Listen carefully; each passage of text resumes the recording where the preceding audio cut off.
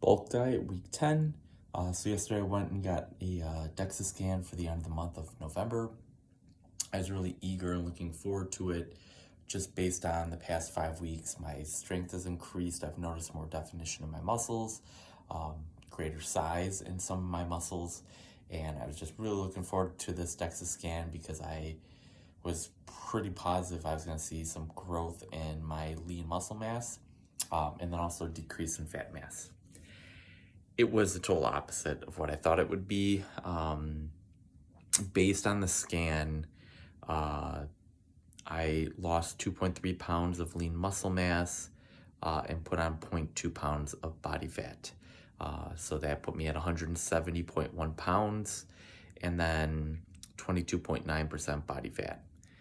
Needless to say, I was very discouraged when I had heard that, just because I was pretty confident in just my approach the past 5 weeks with this bulk diet, getting good amounts of sleep, adding in just a little bit more cardio each week, and to burn off a little bit of body fat, plus lifting heavy the past several weeks. I thought for sure I would see growth in muscle tissue, decrease in body fat, and I was anticipating my body fat percentage to be somewhere between 18 and 20%. That wasn't the case, and as the day went on yesterday, I just had to keep reminding myself, it's just a machine telling you these numbers, very much like when you step on a scale. And there are a lot of people out there, and I started like this too, when you're looking to lose weight and you step on that scale and you see the weight maybe go up a pound or two, it's discouraging and it just defeats you. And a lot of people just throw up their hands and give up, or they double down and they go after their efforts even harder. And so I decided, you know what, I'm going to double down on this. I'm not going to let this machine dictate what I am and kind of try to make me think that the past 5 weeks was a wash and didn't improve me at all. Let's go back to that scale analogy.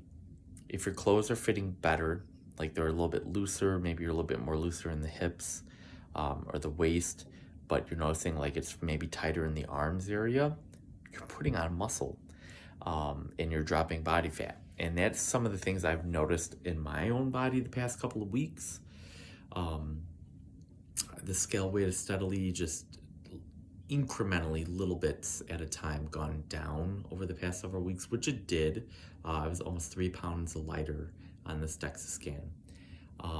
But one thing with DEXA scans is, depending on how much hydration you've had, if you've eaten something prior to the scan, it could potentially not give you 100% accuracy in your body fat and your muscle mass. And I think this might have also played a little bit of a role.